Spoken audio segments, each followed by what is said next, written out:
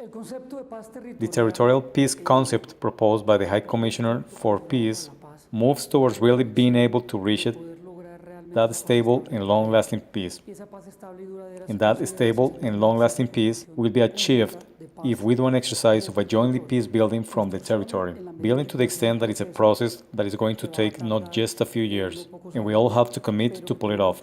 And that is where the word jointly peace comes in. This will not be possible with just the national government initiative, or with just the government's initiatives, the mayor's office, or the governor's office, but it needs the participation of all the Colombians, private sector, the churches, the academy, the social organizations, and the community organizations, all in this formidable and monumental challenge which will imply the implementation of the agreement and the construction of peace. Of course, it is going to have to adjust to the institutionality with the implementation of the agreements ahead, an institutionality oriented more towards the territory, way more oriented towards understanding programs and projects, the geographic cultural diversity and the characteristics of each territory. As we all know, it is of great diversity. It is not the same on the mountains than on the riverside or on the plain. This is a diverse country and needs an institutional architecture especially designed to serve that diversity. On the other hand, the participation of the citizens is going to be fundamental. The space left by the weapons must be occupied by the citizens,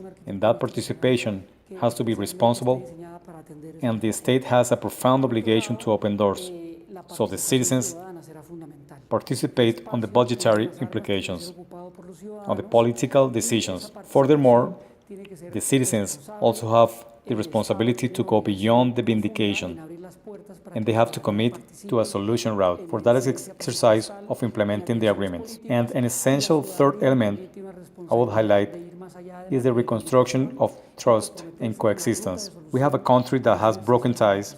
We have a country on the territories with a broken social structure, a distrust between local governments and the national government, between the social organizations and the government. And here we have a task also formidable, and it is to be able to generate some spaces for dialogue, so it can generate talks like those occur in the Havana with different players. Those talks also have to occur in territories with people that will never sat on a table, but because of this historic moment for the country, we need them to sit on the table, not to change their ideas, but rather to deal peacefully with all those conflictivities.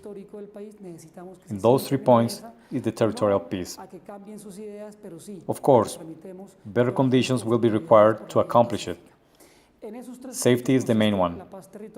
The involvement of citizens for the risk on the use of the resources, or the existent corruption on the use of these resources, the economic dynamics, and especially cultural transformation that needs to occur on the Colombian citizens, who have not learned for one day to live without the FARC and without the conflict. And now facing this new stage, the citizens will need to have a different view and will need some different attributes to be able to deal with all the conflictivities that will come on the post-agreement.